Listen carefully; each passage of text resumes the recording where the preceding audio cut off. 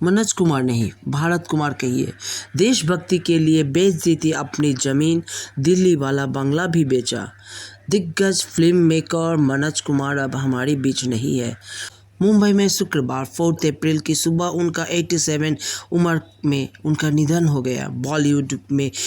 बॉलीवुड में देशभक्ति सिनेमा की नया जो ट्रेंड शुरू करने वाले मनोज कुमार दिल से भी सच्चे देशभक्त थे।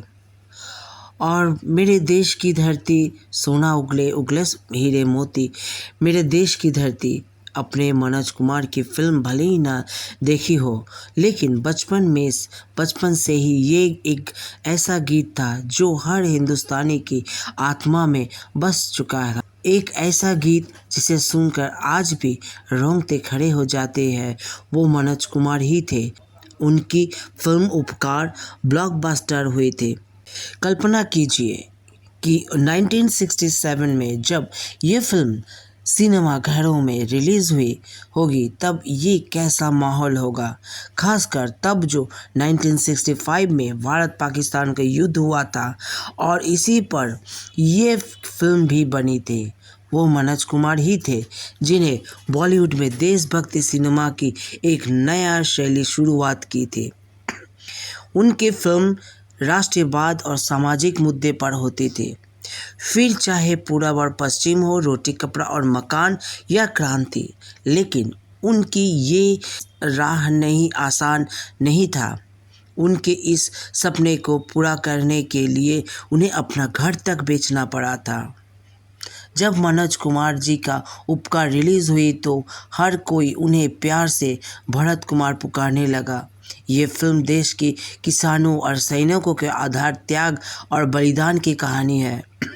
तत्कालीन प्रधानमंत्री लाल बहादुर शास्त्री के जय जवान जय किसान नारे की तरह बतौर डायरेक्टर ये फिल्म मनोज कुमार के डेब्यू फिल्म थी। ये लीड रोल में थे, जबकि उनकी साथ आशा पारेख, प्रेम चोपड़ा, कामिनी कौशल और मदन पुरी और प्राण थे। उपकार राष्ट्रीय फिल्म से पुरस्कार से सम्मानित किया गया था और मनोज कुमार के जीवन का वो सबसे यादगार पल जब पाकिस्तान में 24 जुलाई 1937 में पैदा हुआ मनोज कुमार का जन्म एक हरि कृष्ण गिरी गोस्वामी के रूप में हुआ था। विभाजन के बाद वो अपने परिवार के साथ दिल्ली के एक शरणार्थी शिविर में चले गए और वहीं से 1956 में मुंबई आ गए। उनकी पहली फिल्म फैशन 1957 में रिलीज़ हुई थी, जिसमें उन्हें एक 19 साल की भिखारी का भूमिका निभाए थे। वैसे तो कैरियर के शुरुआत की दौर में वो कौन थी, गुमनाम और हिमालय की गोद में जैसी उनकी कई हिट फिल्म थी, लेकिन 1965 में रिलीज़ शहीद में अपने भगत सिंह के किरदार के जो दर्शकों को दिल को जीत लिया, उनके लिए सबसे यादगार पल वही रहा जब भगत सिंह की मां विद्यावती राष्ट्र पुरस्कार से समारोह में शामिल हुए थे और तत्कालीन पीएम इंदिरा गांधी ने उनकी पैर छुए थे। प्रधानमंत्री की अनुरोध पर बताई थी उपकार मनोज कुमार के पूरा करियर में उनकी सबसे पॉपुलर और सबसे खास फिल्म उपकार ही थी। दिलचस्प बात यह है कि उन्होंने ये फिल्म पूर्व प्रधानमंत्री लाल बहादुर शास्त्री की अनुरोध और उनकी जय जवान जय किसान के आह्वान पर ही बनाए थे। मनोज कुमार ने रेडिफ को देख एक इंटरव्यू में कहा था कि मैं शुरू में कहीं डायरेक्टर बनने इरादा नहीं किया था, लेकिन मैं तब तक निर्देशक बन गया जब शहीद के दौरान मुझे अनौपचारिक रूप से फिल्म का निर्देशन करना पड़ा। फिर लाल बहादुर शास्त्री ने जय जवान जय किसान का नारा लगाया। इस तरह मैंने उपकार बनाई। मनोज कुमार ने कहा था कि देशभक्ति मेरे खून में है।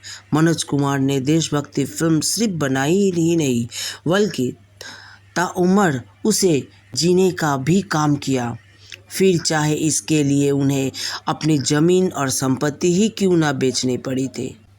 उन्होंने एक बार टाइम्स ऑफ इंडिया से कहा था कि देशभक्ति मेरे खून में है। मुझे देशभक्ति की भावना और साहित्य के प्रति प्रेम अपने पिता से और सही धार्मिक और नैतिक मूल्य अपनी माँ कृष्णा कुमारी गोस्वामी से विरासत में मिले थे। क्रांति बनाने के लिए तब खर्च किए गए थे 3 करोड़ रुपए। मनोज कुमार ने दिलीप कुमार, शशि कपूर, शत्रुघ्न सिन्हा, हेमा मालिनी और परवीन बॉबी जैसी कलाकारों के साथ एक ऐसी देशभक्ति फिल्म क्रांति बनाई थी। ये 19वीं सदी की ब्रिटिश भारत की कहानी पर बनी थी। इससे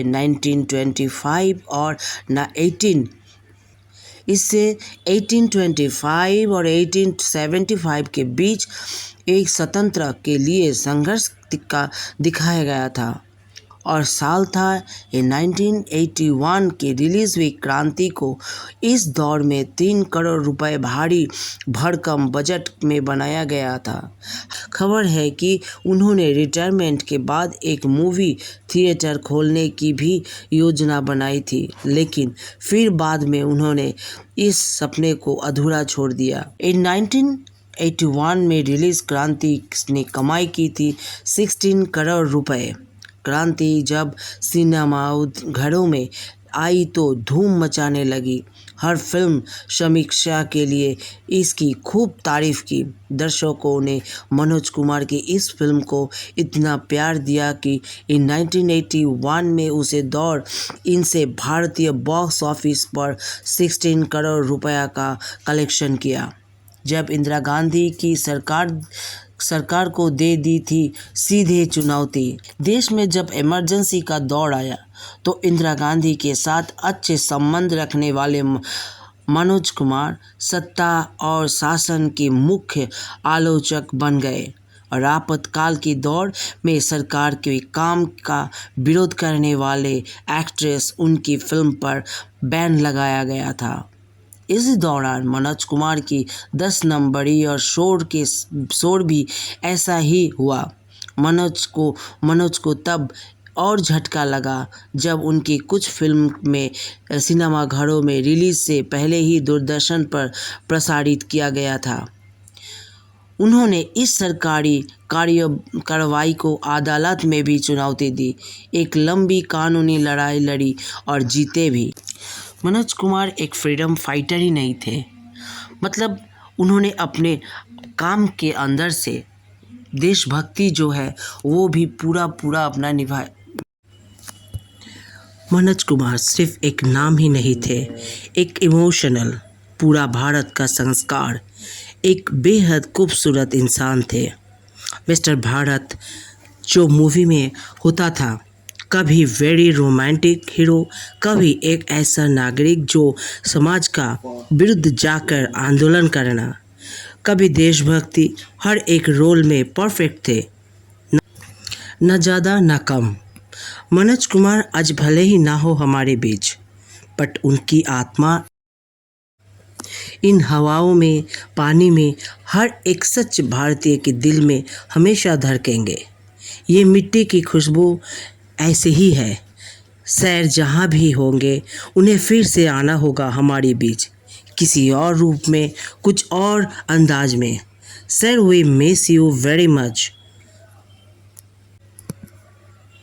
अपने काम से सर ने दिखाया कि देश की सेवा करने के लिए हाथों में बंदूक लेना ही जरूरी नहीं होता। देश माता की सेवा हम हमारी जो भी काम कर रहे हो, देश की प्रति पूरा सच्ची भावना से करना चाहिए। हर इंसान को प्यार करना भी जरूरी है।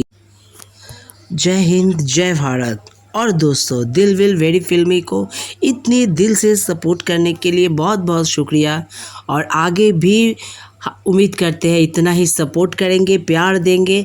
लाइक शेयर सब्सक्राइब कीजिए और ऐसा ही प्यार देते रहिए।